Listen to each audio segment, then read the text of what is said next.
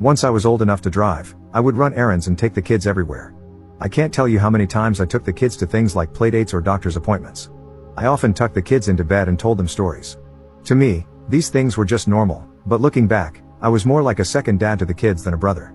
Jane and I did have a lot of freedom as teenagers to go out with our friends, as long as the chores were done.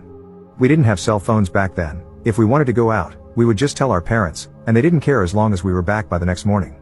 I moved out when I was 20, but I still spent a lot of time at my parents' house, and one of my younger siblings was almost always at my house. One brother, JJ, pretty much lived with me from the age of 14 because he and our mom didn't get along. When JJ was 17, he got in a wreck and called me instead of calling dad, because I was the one who handled those kinds of things.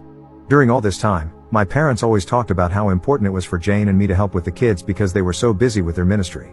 I can't count how many times I had to drop what I was doing to take care of something because mom or dad was counseling someone.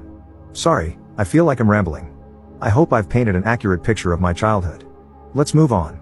I hadn't really dated much, but when I was 25, I met and started dating Anne. We fell in love fast and got married less than a year later. My younger siblings love Anne. She's a great cook and hostess. Our house became the hangout spot.